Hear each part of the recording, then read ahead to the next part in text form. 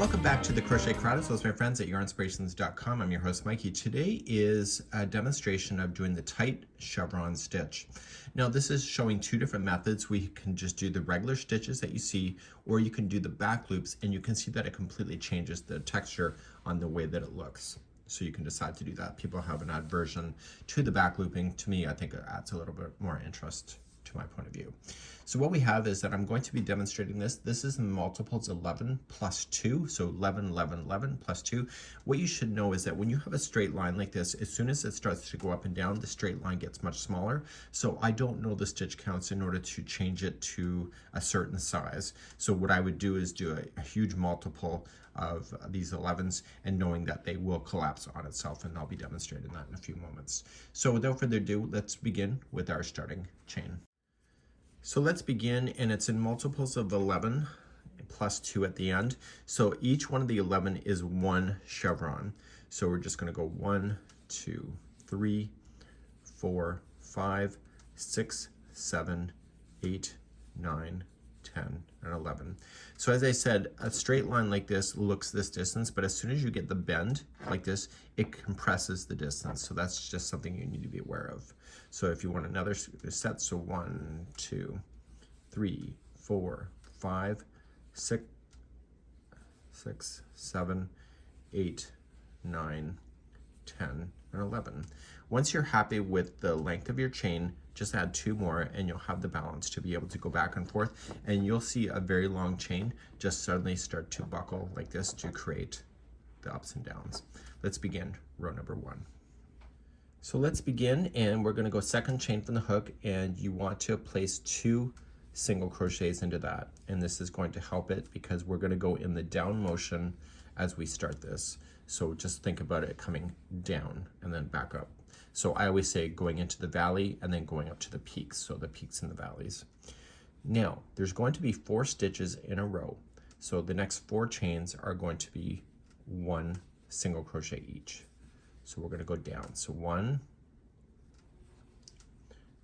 2, 3, and 4.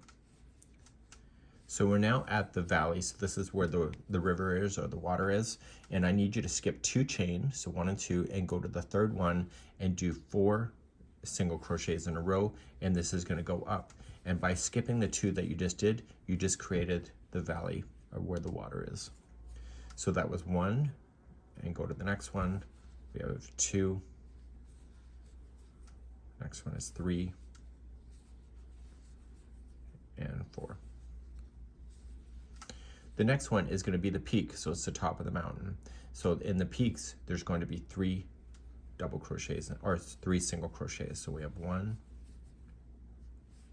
2, and 3. Okay, so you can see how the long chain is just now done a turn. So to go down, the secret number is 4. So it's going to be 4 single crochets going down. So we have 1, 2, 3, and 4. Once you have your 4 down, you're going to skip the next 2. So that's where the water is, at the valley. And so skipping 2, go into the third one and start going up. And you're going to go up and down your chain just like this. But eventually you'll come to the end, which I am. So I'm going to do 4 going up. Okay, so it's 4 after the valley. So it's what you already know. And in the very last stitch, once the 4 are in, it's going to be 2 single crochets. So it's only the edging where it's in the up motion that has 2 into the peak. And then everything else is going up and down like this. So it's going to look a little twisted when you go to start it now, but then once you get the next row, you're going to see it stabilizing. So you can see that the long chain just compressed in. So let's move on to the next row. So what we have here is that if you decide not to use any back loops, it looks flat like this, and you'll notice that it kind of buckles like this, and that's normal. So it creates that texture going up and down. If you use the back loops only on this, you'll create these ridges, and those are on both sides. So you have to decide which way you want to go. Maybe you want to do a combination, but you should know that there is a tension difference between the two stitches. See how this wants to come in? So I'd be pretty consistent if I were you. Let's move on.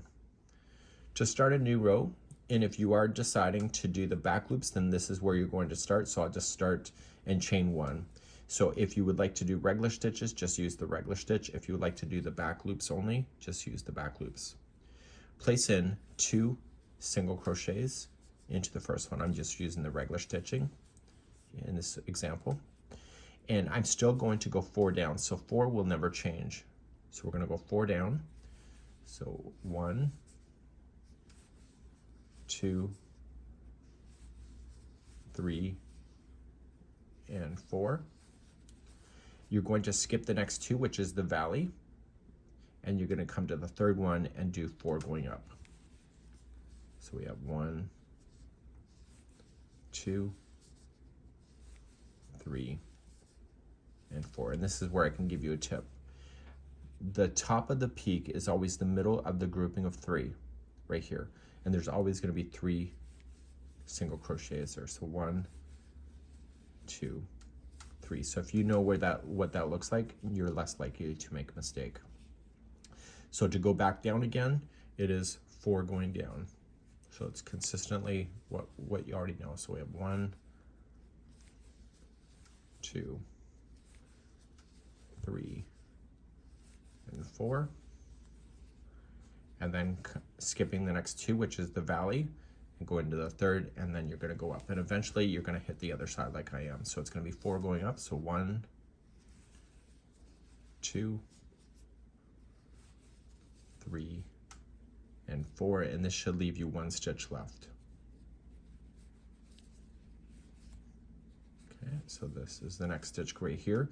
So in the top of this one here, there's going to be only 2 single crochets. So you can change your colors at any time. So you're going to turn your work, and you can see that this is now more stronger in the way that it appears, and the more rows you do, the more it will sit flat. So let's do one more row, and I'll show you the back loops only. So doing the back loops only, you are going to just chain 1.